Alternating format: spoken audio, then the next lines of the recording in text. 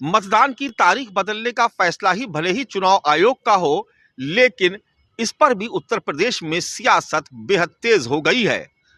India गठबंधन के दल हो या फिर भारतीय जनता पार्टी और उसके सहयोगी दल, दोनों ही एक दूसरे पर निशाना साध रहे हैं। हालांकि उत्तर प्रदेश में विधानसभा के चुनाव 2027 में होने हैं, लेकिन इस उपचुनाव के जरिए ही भारतीय जनता पार्टी और समाजवादी पार्टी दोनों ही जनता के बीच एक दूसरे के खिलाफ नैरेटिव सेट करने में लगी हुई हैं। अब ये देखना दिलचस्प होगा कि योगी और अखिलेश दोनों में से किसका नैरेटिव ज्यादा कारगर साबित होता है। देखिए, भारतीय जनता पार्टी अपनी हार को टालना चाहती है और आदरणीय अखिलेश यादव जी ने कहा कि उत्तर प्रदेश का बेरोजगार वो उत्तर प्रदेश के बाहर रोजगार के लिए जाता है, और जब दीपावली और छठ पूजा का पर्व है तो वो वापस आया है उत्तर प्रदेश अपने घर अपने परिवार के बीच में, और 13 तारीख को जब वो मतदान होता तो वो अपने परिवार के साथ रहता, मतदान करता।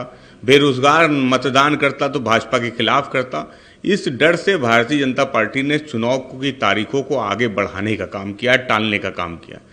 लेकिन चाहे उपचुनाव 10 में से 9 सीटों पर करा के हार को टालने का प्रयास किया जाए, चाहे चुनाव की तारीखों को 13 से 20 किया जाए, परिणाम नहीं बदलने वाला नहीं है। परिणाम वही रहेगा। भारतीय जनता पार्टी का सूपड़ा इस चुनाव में पूरी तरह से साफ होगा।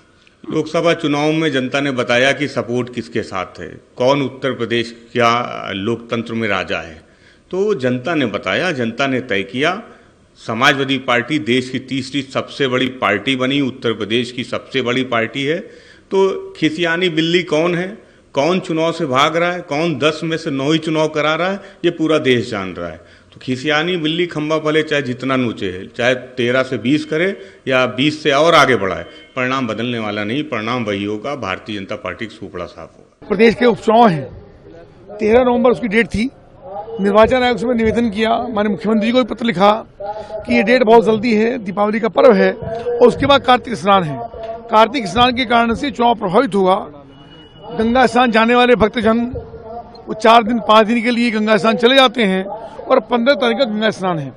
इसे निवेदन किया कि कम से कम 1 सप्ताह उसको बढ़ाया जाए। मैंने पत्र भी लिखा है। मैं धन्यवाद करता हूं निर्वाचन आयोग, भारत सरकार का, कि जिन्होंने ये संज्ञान लेकर के उसको बढ़ाने का काम किया। निश्चित रूप से मैं उनके प्रति कृतज्ञता व्यक्त करता हूं, जिसके कारण से एक शानदार प्रतिशत मतों का हो पाएगा। अब उनको तो यही करना है और निर्वाचन आयोग का निर्णय लिया है, उनकी उन्होंने भावना को समझा है, समाज की भावना को समझा है। वोट का प्रतिशत कैसे बढ़े कि निर्वाचन आयोग की जिम्मेदारी है। तो समाजवादी पार्टी चुनाव हार रही है, इसलिए बौखलाई हुई है। अखिलेश जी बौखलाए हुए हैं, इसलिए वो गैर जिम्मेदाराना बयान लगातार दे रहे हैं।